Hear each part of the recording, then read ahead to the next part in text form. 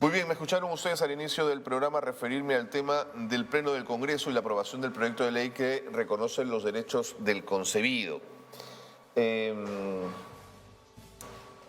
Claro, el título hay que leerlo con detalle. Es verdad que en el desarrollo de la norma no hay una equiparación exacta entre persona y concebido, pero hay ahí un tufillo que creo que debemos analizar y cuestionar. Y nos lo va a contar Melissa Guillén, vocera de Manuela Ramos, y además ella forma parte del colectivo Las Lilas, que agrupa justamente organizaciones feministas y que han mirado de cerca este proyecto desde el comienzo. ¿Cómo te va, Melissa? Bienvenida. Muchas gracias por estar con nosotros. Muchas gracias por tenernos. A ver, el Congreso de la República aprobó entonces en primera votación este texto sustitutorio, el 785, que propone reconocer los derechos al concebido. ¿Por qué el Congreso le quiere dar reconocimiento al concebido cuando ya el ordenamiento jurídico peruano se los asigna? Sí, de hecho, bueno, esta es una iniciativa de un grupo parlamentario ultraconservador, ¿no? Y que no es un intento solo, ¿no? Sino que viene ya acompañado de otras iniciativas legislativas que son antiderechos y que pretenden en realidad legislar en contra de los derechos de las mujeres, ¿no? De acuerdo. Ahora, específicamente en este proyecto de ley de los derechos del concebido, tuvimos un texto inicial propuesto por la congresista Aurelia Aguayo, que sí, textualmente, incluso planteaba modificaciones al Código Civil en el que sí pretendía equiparar al concebido con la persona, ¿no? Entiendo. Que ya desde el Código de 1984 tenemos estas dos categorías de sujetos de derecho, ¿no? Que por un lado está la persona y por otro lado está el concebido, ¿no? Y no quiere decir que el concebido no tenga derechos, ¿no? El concebido ya es un sujeto de derechos reconocido. Hasta en asuntos patrimoniales, Melissa, tiene derechos, en caso nazca vivo. En caso nazca vivo. Incluso ahí, ¿no? Hay esta salvedad en el Código Civil que dice, bueno, si el concebido, claro, es sujeto de derechos, ¿no?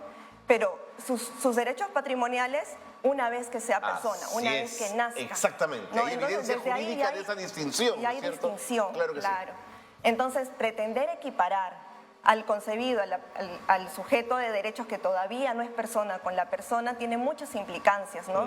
Y tiene unas implicancias muy graves para esta mujer o esta persona que está gestando, ¿no? Permíteme poner sobre la mesa otra contingencia a este paralelo o a este equilibrio, es decir, es verdad que el concebido es único e irrepetible, que tiene un código genético propio y que estará allí para su futura vida, ¿no es cierto? Claro. Pero el concebido no existe sin la madre.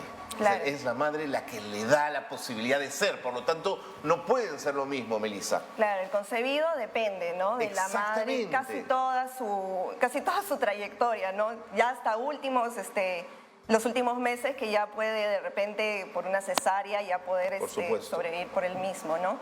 Ahora, ¿qué le quería decir?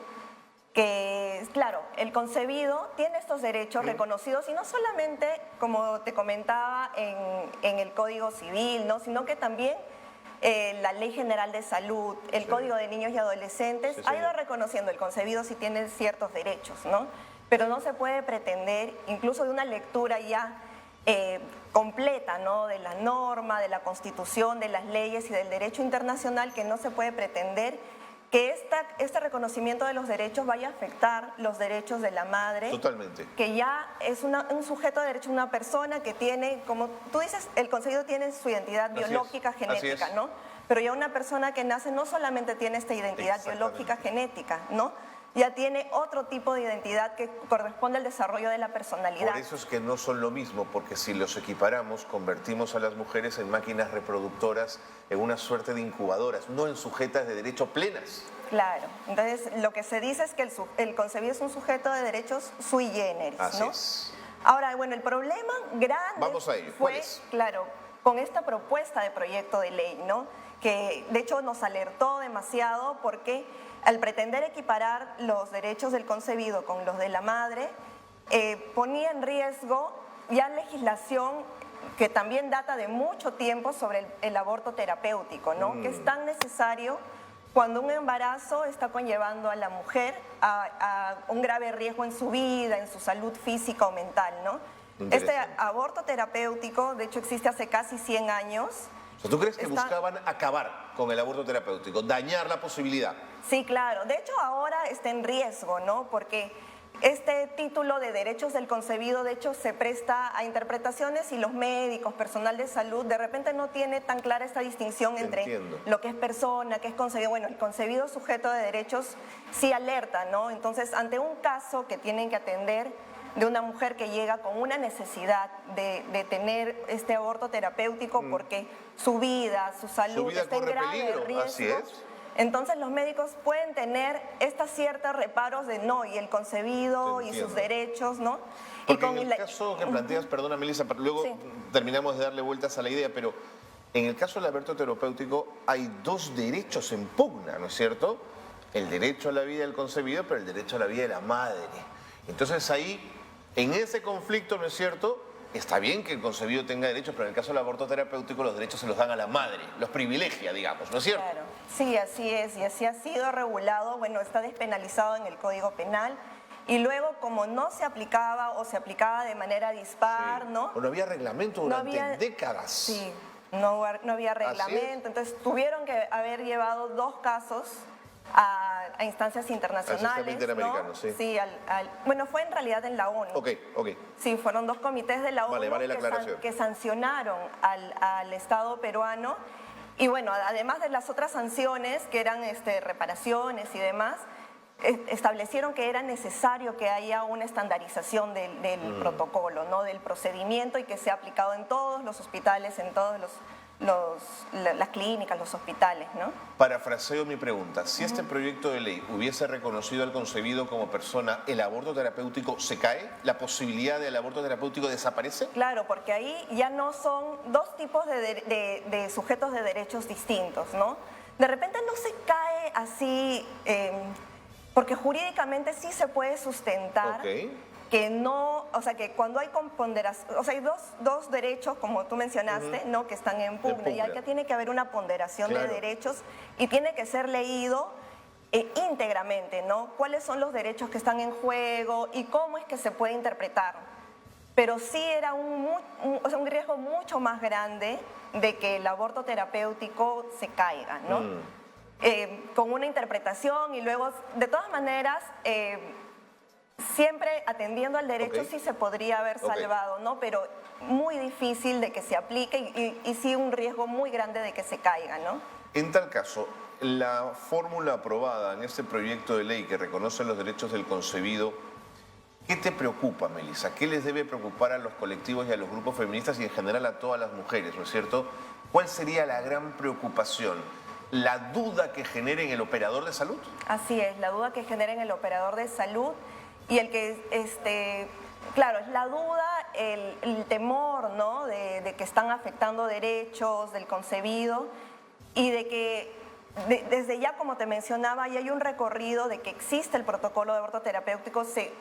Tuvieron que haber estos 2 casos para que haya una legislación un poco más cierta, ¿no?, certera, pero a pesar de eso, a la fecha no se aplica, ¿no?, porque hay muchos médicos, médicas que, atendiendo a sus ideas, a sus tendencias religiosas, morales, no aplican la normativa que deberían aplicar, y que es legal, y que sigue siendo legal y constitucional. Claro. ¿No?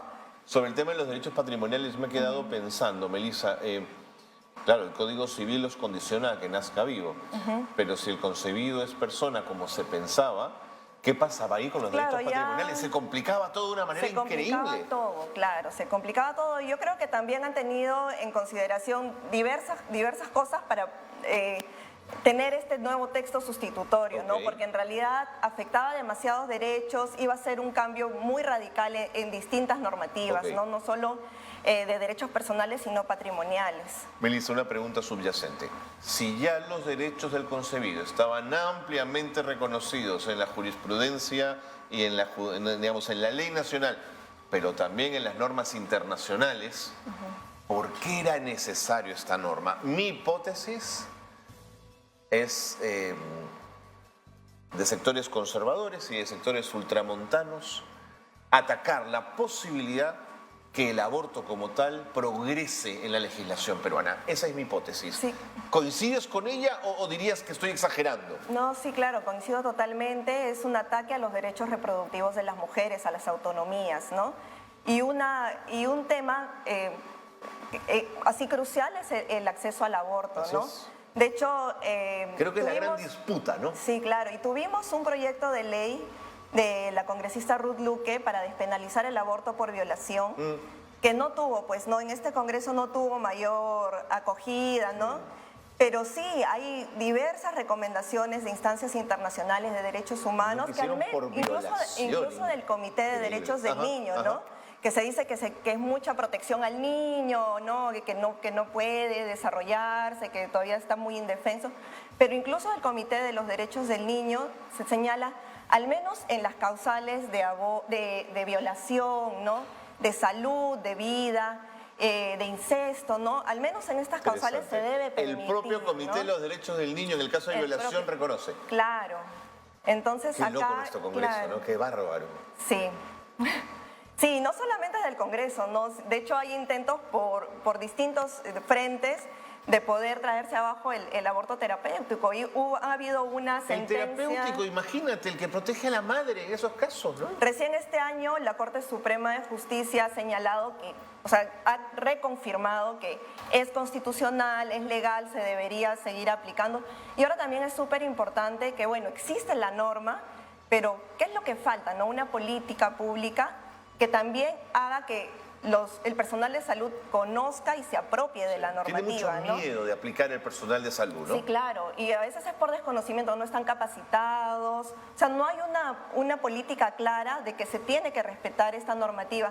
No es solo el protocolo, ¿no? Sino también la ley 3364, que es la ley para prevenir, sancionar y erradicar la violencia contra las mujeres, y su reglamento. Hay un protocolo de actuación conjunta entre centros de salud y los centros de emergencia mujer. Sí. Toda esta normativa hace referencia a que si llega una mujer víctima de violación, si es una niña, ¿no? Y si necesita ser evaluada para poder acceder al protocolo de aborto terapéutico. Y se tiene que ser informado, ¿no? Entonces, personal de salud, personal del centro de emergencia mujer, apenas tengan un caso así, tienen que informarle a la mujer, a la niña o al adolescente que tiene este derecho de ser íntegramente evaluada para que ella decida si es que desea someterse a un aborto terapéutico o no. Son impresionantes, Melissa, por ejemplo, los datos del CIS de embarazos en mujeres, en niñas menores de 12 años. Donde hay una evidente violación, ¿no es cierto? Claro, evidente. Donde los cuerpos de esas pequeñas no están preparados para gestar y para ser madres. Pero ni así el legislador se conmueve, Melissa. Claro. Ni sus cuerpos, ni sus mentes, ¿no? Así Es una afectación súper grande. De hecho, cada día 4 niñas menores de 14 años son sometidas a estos embarazos, a estos nacimientos forzados, ¿no? O sea, es cada día 4 niñas. Entonces, también nos tiene que llamar y alertar que estas niñas no están embarazadas porque lo desean, sino ha sido un producto de violaciones sexuales. Así es. Y vale poner sobre la mesa otro asunto. Ninguna mujer se viste de fiesta para un aborto. Es una de las decisiones más importantes y más difíciles que debe tomar probablemente en su vida, ¿no es cierto? Y además en los países donde hay aborto garantizado por el sector salud, las cifras no aumentan, al contrario, los aborteros pierden, ganan las mujeres, gana el sistema de salud.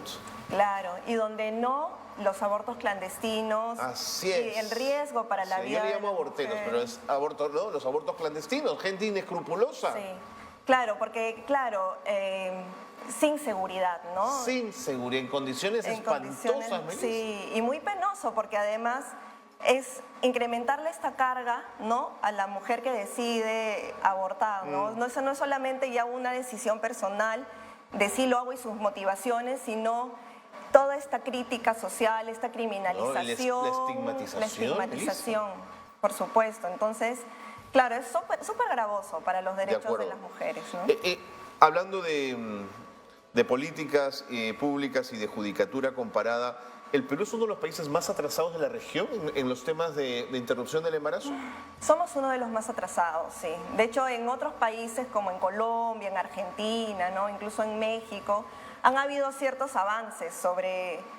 Bueno, en Colombia y Argentina han despenalizado, ¿no?, el aborto. Y sí, bueno, en otros países se está tratando de avanzar. De hecho, hay otros que también están en retroceso, lamentablemente, como nosotros, ¿no?, en Centroamérica. Pero sí, pues nosotros estamos todavía muy atrasados en ese aspecto. Clarísimo. Bueno, Melissa, ha sido sumamente clara, que te agradezco muchísimo por haber venido.